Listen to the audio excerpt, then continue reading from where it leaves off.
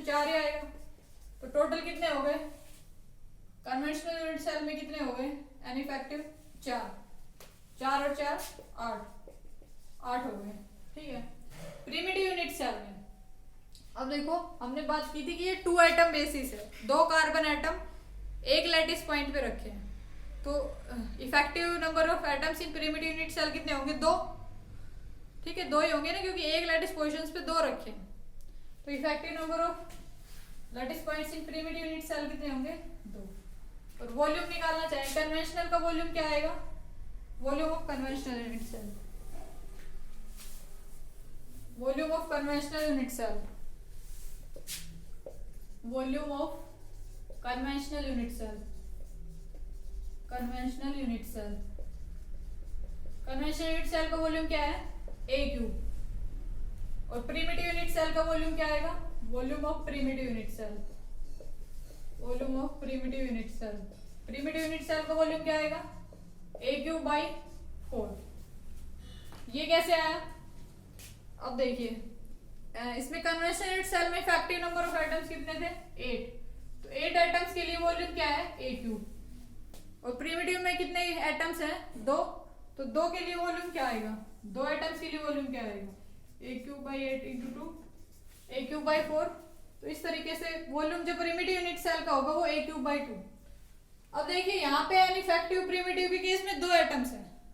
ठीक है, तो यहाँ पे वो हमारी बात गलत सिद्ध होगी ना कि प्रिमिटिव यूनिट सेल में अनइफेक्टिव 1, अगर हम अजम्पशन ले रहे थे, मिसअंडरस्टैंडिंग क्लियर हो गई कि uneffective is not necessary in case of primitive cell कि वो एक ही हो, it can be greater than 1, but effective lattice point should be 1 in case of primitive unit cell. Clear. तो ये जो डायमंड क्यूबिक स्ट्रक्चर होती है इस तरीके से इंटरपेनिट्रेशन होता है, मतलब 4 कार्बन एटम हमारे एफसीसी पोजीशंस पे होते हैं इस तरीके से। ठीक है, और 4 होते हैं अल्टरनेट टेट्राहेड्रल पोजीशंस पे, मतलब इसका बॉडी डायगोनल के, ये बॉडी डायगोनल के 1/4 पे है, दूसरे बॉडी डायगोनल के 3/4 पे, तीसरे बॉडी डायगोनल के 1/4 पे, फिर चौथे के 3/4 पे, ऐसे अल्टरनेट पोजीशंस है। अब इन दोनों को मिक्सर होता है कि डायमंड का स्ट्रक्चर। ठीक है, ये हमने अलग अलग समझाने के लिए किया है। हम इस डायग्राम में ही अब इसको मिक्स कर देंगे कि ये इस तरीके का है, तो किस तरीके से हम इसको इंटरप्रिटेट कर सकते हैं। उसके बाद हम इसकी प्रोजेक्शन की फॉर्म में भी देखेंगे और इजी करने के लिए इसको। तो हम इसके जो ये पहला बॉडी डायगोनल है ग्रीन कलर से शो करते हैं, इसके बॉडी डायगोनल पे जो आइटम्स है इसके कितनी पोजीशंस पे है 1/4 पे है, तो यहाँ पे होगा पहला, ये पहला बॉडी डायगोनल। दूसरा बॉडी डायगोनल ये ऐसे इस तरीके से, let me use scale so that things become clear. इस तरीके से होगा दूसरा body diagonal.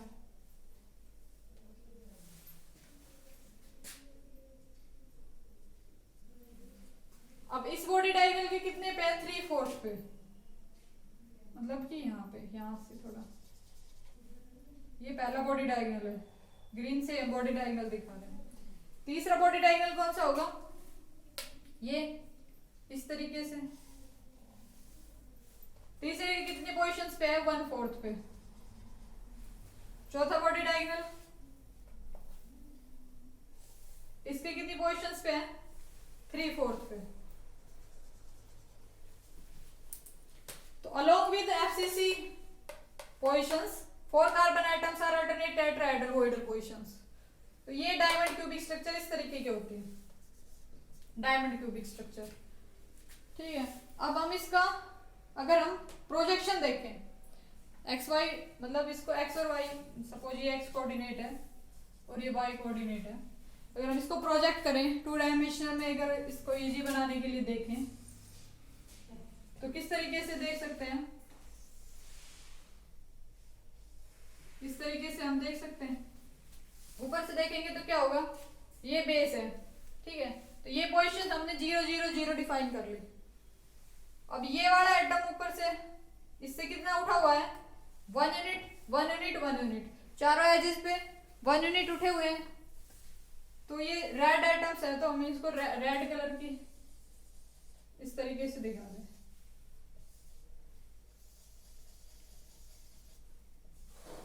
Hope you are getting understanding. ये हो गया इस तरीके से। अब हमने ये एक्सेस पोजिशंस दिखानी। अब इसकी पोजीशन और लिख दें यहाँ पे। तो पोजीशन क्या है इसकी, दो एटम्स है ये, एक तो 0 पोजीशंस पे, एक 1 पे, एक 0 पे, एक इससे 1 उठा हुआ है, 0 पे और 1 पे, 0 पे एंड 1 पे। क्लियर। नेक्स्ट हम बात करें तो दूसरे की, ये जो इसके ये वाला सेंटर पे है, फेस इस फेस के सेंटर पे है, तो यहां से कितना चला कि इस एक्स एक्सिस से चले हाफ यूनिट, और वाई से इससे जेड से भी चले हाफ यूनिट, और ये इसके कितने में है, इस एज के सेंटर में है। तो इस एज के सेंटर में प्रोजेक्ट होगा ये ब्लू एटम। तो ब्लू के लिए हम ब्लू ही कलर का यूज करते हैं, तो it can give you better clarity कि ब्लू इसके हाफ पोजिशंस पे है, यहाँ से हाफ उठा हुआ है और इस यहाँ से भी हाफ डिस्प्लेस्ड है, तो इसकी पोजिशंस हो गई हाफ। ठीक है। ठीक इसी तरीके से इस वाले फेस के सेंटर पे भी है ये, और ये भी यहाँ से हाफ इसकी एज लेंथ ही उठा हुआ है, तो हर एज के सेंटर पे आएगा एक एटम इस तरीके से। सारों की पोजीशंस बता दी, 1/2 1/2 1/2। अब ये इसके एक जो बॉटम का फेस है, यहाँ पे भी है, एक टॉप फेस पे भी है, तो इनकी भी बतानी पड़ेगी। ये बॉटम का कितने पे है, 0 पे, और ये ऊपर वाला 1 यूनिट है, तो इनको भी कैसे ब्लू से ही है ये, और इनका कोऑर्डिनेट अगर हम लिखे तो 0 और 1। ये प्रोजेक्शन फॉर्म बन रही है ये XY में, अगर हम, क्योंकि यहाँ समझना थोड़ा सा क्वाइट टफ है, तो ये 2 डायमेंशन में बेटर क्लैरिटी देगा हमें, दैट्स व्हाई हम इसको 2 डायमेंशन में भी समझ सकते हैं। ठीक है। अब बच गई कौन सी पोजीशंस, ये 4 ग्रीन एटम्स हैं जो बॉडी डायगोनल पे, इनकी पोजीशंस बच गई। ठीक है। तो जो पहले वाला है ये 1/4 है, मतलब यहाँ से 1/4 चले और यहाँ से 1/4 चले और 1/4 ऊपर, तो हम इस पे पहुंचे। ठीक है।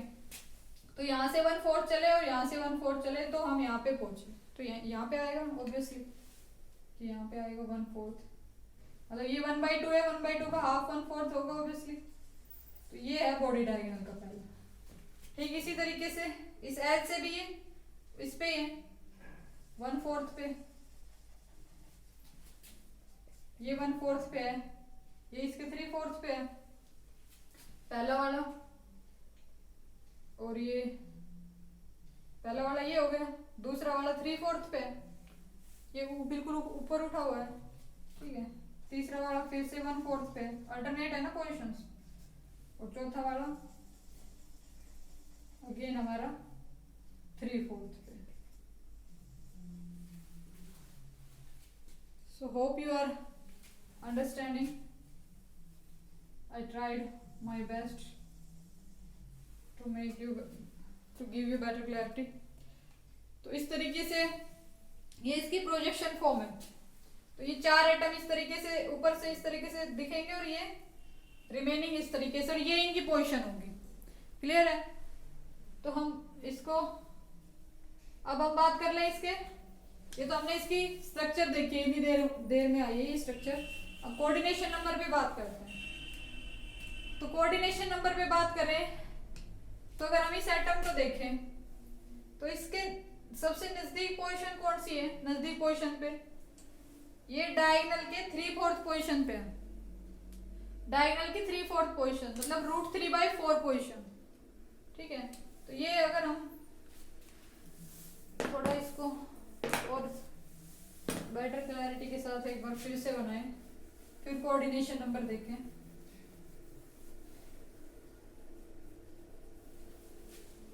अगर हम कोऑर्डिनेशन नंबर देखें इसके,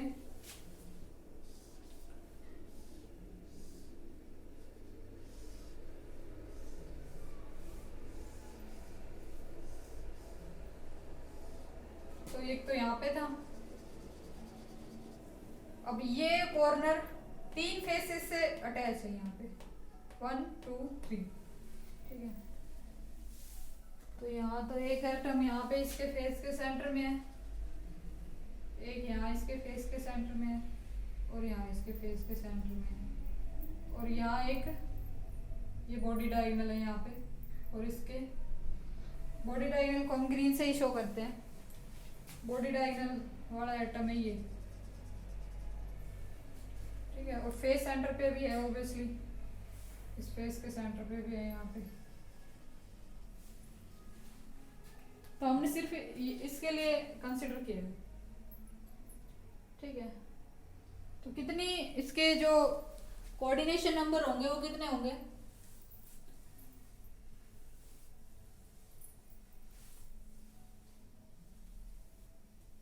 कोऑर्डिनेशन नंबर देखो, यहां से अगर हम समझे तो इसके नियर बाई कितनी डिस्टेंस पे है ये 4 इससे अटैच है नियर बाई, तो इसके भी ये 4 ही, ये भी, ये इससे 1/4 पे है, ये इससे 1/4 पे है, इससे 1/4 पे, इससे 1/4, ठीक है। तो कोऑर्डिनेशन नंबर इसका कितना है? कोऑर्डिनेशन नंबर क्या हो गया? कोऑर्डिनेशन नंबर हो गए 4, ठीक है। अब उसके बाद इसकी डिस्टेंस तो हमने पहले ऑलरेडी देख चुके हैं, डिस्टेंस कितनी है? डायगोनल की 1/4 पोजीशन पे, सबसे नजदीक है इसमें डिस्टेंस फर्स्ट नियरेस्ट नेबर √3/4 ए पे। सेकंड नियरेस्ट नेबर कितने पे है? अब सेकंड नियरेस्ट नेबर कहां पे है? सेकंड नियरेस्ट नेबर यहां से देखो a/2 पे है, सेकंड नियरेस्ट नेबर a/2 पे है।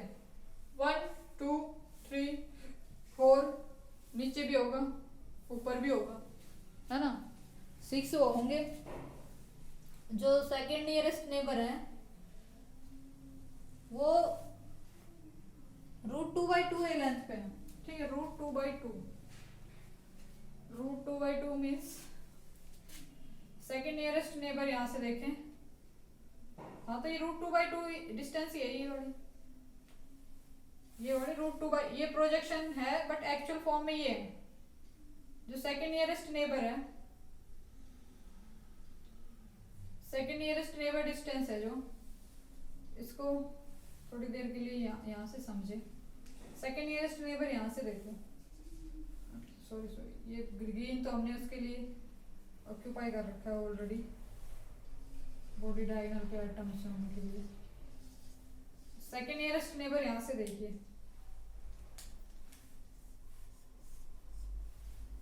√2/2 डिस्टेंस पे कितने हैं? 4, तो ये जैसे पिछले एफसीसी में देखे थे ना, एफसीसी में थे फर्स्ट नियरेस्ट नेबर 12, इसमें सेकंड नियरेस्ट नेबर है, क्योंकि फर्स्ट पे तो कौन सा आ गया? टेट्राहेड्रल पोजीशंस वाले आ गए फर्स्ट पे, ठीक है। तो इसमें ये टोटल जैसे 4 ये थे, 4 ये एक सामने वाला, 2 3 और एक नीचे वाला, 4 फेसेस के ये और 4 इसके ऊपर, तो टोटल जो इसमें हो जाएंगे 12 होंगे, ठीक है। 12 होंगे सेकंड नियरेस्ट नेबर, उनकी डिस्टेंस होगी √2/2 ए डिस्टेंस पे। अब एटॉमिक रेडियस, तो एटॉमिक रेडियस के लिए सिंपली क्या करेंगे कि जो इसके बॉडी डायगोनल है, बॉडी डायगोनल लेंथ पे एक तो एटम यहाँ पे है, और एक कौन सा है, कौन सी पोजीशन पे है? ये √3/4 पोजीशन पे, √3/4 पोजीशन पे है ना बॉडी डायगोनल के। तो ये दोनों एक दूसरे से इस तरीके से अटैच होंगे, ये यहाँ पे ये बॉडी डायगोनल वाला, और ये इसके सेंटर वाला, क्योंकि ये पूरा फुल साइज है इस तरीके से, हमने सिर्फ पॉइंट के फॉर्म में बना रखा है। तो यहाँ पे क्या आएगा इस केस में? 4r =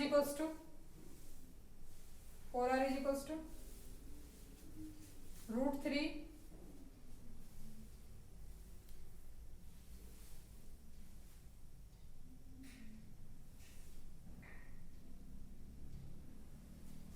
just wait for a second।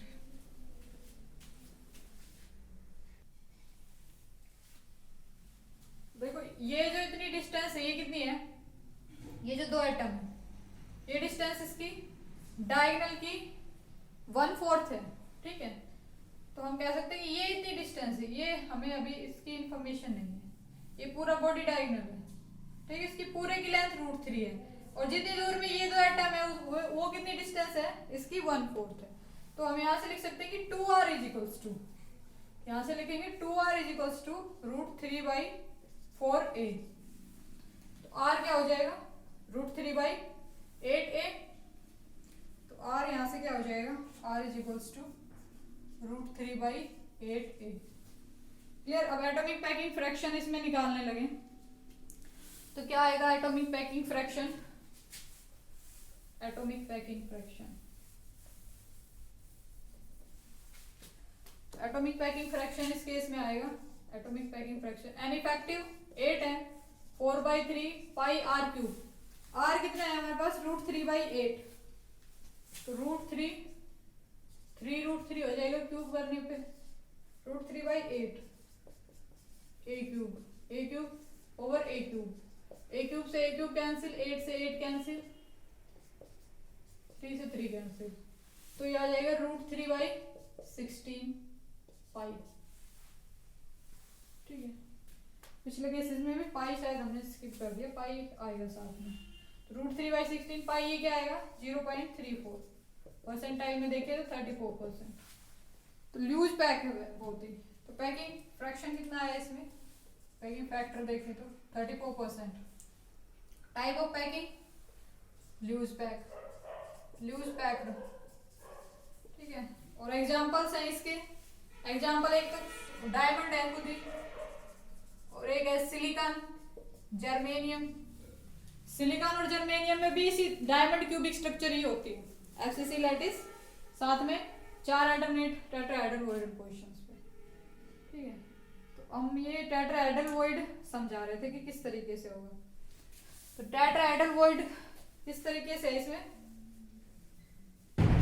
Tetrahedral void समझाने के लिए हमने ये डायग्राम बनाया था इस तरीके से। तो जो ये एटम है, ये जो इस तरीके से यहाँ पे मिल रहा होगा इस तरीके से, ये इनकी टेट्राहेड्रल बॉन्डिंग होती है। ठीक है, जो इसके बॉडी डायगोनल के इस पे 3/4 पे है, ये इसके टेट्राहेड्रल के सेंटर में है। तो ये इस तरीके से 4 ट्रायंगल शेप हो गई। तो जो बॉन्डिंग होती है, बॉन्डिंग इन ब्लैक, इससे बॉन्डिंग शो नहीं हो रही, बॉन्डिंग ये ग्रीन वाली, ये वाली, ये है बॉन्डिंग। ठीक है, तो बॉन्डिंग इस तरीके से है, इसमें टेट्राहेड्रल बॉन्डिंग होती है कार्बन कार्बन एटम्स के बीच में डायमंड क्यूबिक में। तो इस तरीके से है ये डायग्राम इस तरीके से है, टेट्राहेड्रल बॉन्डिंग, ये फेस के सेंटर पे है, ये इसके एज पे है, और ये है बॉडी डायगोनल वाला।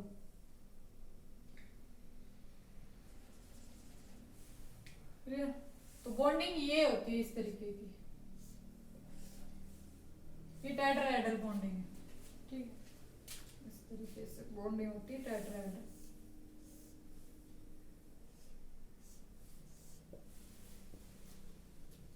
आप इस तरीके से समझाने के लिए मेरे पास कुछ है, लेट मी शो यू। तो जो इस तरीके की होती है, ये टेट्राहेड्रल वॉइड्स यहाँ पे बनते हैं इस कॉर्नर पे, कि एक के साथ ये 3 फेस अटैच होते हैं, एक कॉर्नर के साथ ये 1 2 3 फेस अटैच होते हैं। ठीक है, तो अगर हम ऊपर से देखें तो, ऊपर से देखेंगे तो क्या होगा, ये इस तरीके का है, तो ये 2 एटम्स होंगे। ठीक है, तो ये 2 एटम्स, ये इस तरीके की, यहाँ से इस तरीके से समझ सकते हैं कि ये इस तरीके का है प्रोजेक्शन में देखने पे, क्योंकि ये मैंने बताया था कि ग्रीन वाला एटम इसके सेंटर में है। ठीक है, इसके सेंटर में देखो, ये यहाँ से देख सकते हैं आप, इस तरीके की टेट्राहेड्रल है। तो ग्रीन, ये जो 4 इसके कॉर्नर है, इन पे क्या है, 4 इसके कॉर्नर है, ये क्या है, इस तरीके से है, इस तरीके से 4 इसके, ये 3 इसके नीचे कॉर्नर है ना, ये 3 ब्लैक एटम है, और जो ये ऊपर ऐसे उठा हुआ है, ये है ब्लू, ये ब्लू है। ठीक है, और जो ये ग्रीन है, ग्रीन इसके इनसाइड में है, सेंटर में है इसके। ठीक है, ग्रीन एटम इसके सेंटर में है, और उस ग्रीन से ये बॉन्डिंग हो रही है, ग्रीन से जो ये बॉन्ड है, ग्रीन वाला बॉन्डिंग शो कर रहा है, बाकी ये फेसेस हैं, ब्लैक वाले फेसेस को शो कर रहे हैं। तो अगर हम ऊपर से देखें तो ये इस तरीके का ग्रीन इस तरीके से दिखेगा कि यहाँ पे कौन से थे, ये ब्लैक वाले, ठीक है, फेस के सेंटर पे इस तरीके से। तो ये इस तरीके का इसमें सिस्टम होता है। डायमंड क्यूबिक में टेट्राहेड्रल बॉन्डिंग होती है और इस तरह का इसमें सिस्टम होता है। और जो बेसिस होता है वो 2 कार्बन एटम बेसिस होते हैं, ठीक है। तो ये 2 कार्बन एटम का इस तरीके से, ये 2 कार्बन एटम का बेसिस होता है, ठीक है। इस तरीके से 2 कार्बन एटम का बेसिस होता है। यहाँ पे ऐसे नेक्स्ट मिलेगा कि आइडेंटिकल सिचुएशन हो, इस तरीके से, इस तरीके का बेसिस होता है। 2 एटम बेसिस है एक सिंगल एफसीसी पोजीशंस पे। क्लियर है? तो ये this is all about diamond structure. ये थोड़ा सा कॉम्प्लिकेटेड है in comparison to previous structures. तो लेट अस समराइज कि डायमंड क्यूबिक स्ट्रक्चर में किस किस तरह की कैरेक्टर होती है। देखो कन्वेंशनल यूनिट सेल इसकी कैसी है, क्यूबिक है, B very careful. Lattice type कैसा है, FCC lattice type. Effective atoms कितने हैं, 4 कार्बन तो एफसीसी पोजीशंस पे हैं और 4 अल्टरनेट टेट्राहेड्रल पोजीशंस पे हैं। तो टोटल इफेक्टिव हो गए 8। और प्रीमिटिव यूनिट सेल का वॉल्यूम कितना आया था, A³/4। और number of effective atoms in primitive unit cell है 2 किस वजह से आए कि 4 तो एफसीसी के कंट्रीब्यूशन और 4 अल्टरनेट टेट्राहेड्रल के उसके, ठीक है। और प्रीमिटिव में 2 इसलिए आए हैं कि 2 इसलिए आए हैं क्योंकि एक लैटिस पॉइंट्स पे 2 एटम बेसिस रखा हुआ है, तो एन इफेक्टिव 2 देगा। कोऑर्डिनेशन नंबर 4 आए थे √3/4 ए लेंथ पे। सेकंड थे 12 है, वो √2/2 ए लेंथ पे है। और ये इस तरीके का बाकी इसमें होता है। तो हम अगर मोटिव की पोजीशंस दें तो diamond cubic structure, diamond cubic structure, तो be very careful, diamond cubic lattice कभी नहीं लिखने का। डायमंड क्यूबिक लैटिस तो एग्जिस्ट ही नहीं करता, ठीक है। तो कभी इस तरीके से प्रोनाउंसिएशन नहीं करने का कि डायमंड क्यूबिक लैटिस, हमेशा डायमंड क्यूबिक स्ट्रक्चर, ठीक है। तो इसमें क्या होगा कि 2 एटम बेसिस है, तो एक तो लैटिस बताना है इसमें, लैटिस प्लस बेसिस तो बता दिए हमने, दोनों ही लैटिस प्लस बेसिस दोनों ही बता चुके हैं। क्या बताए हमने दोनों, लैटिस कौन का टाइप कौन सा है, एफसीसी, और बेसिस कौन सा है, 2 कार्बन एटम।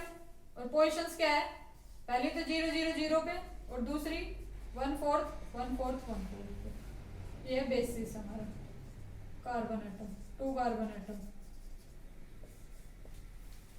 क्लियर है?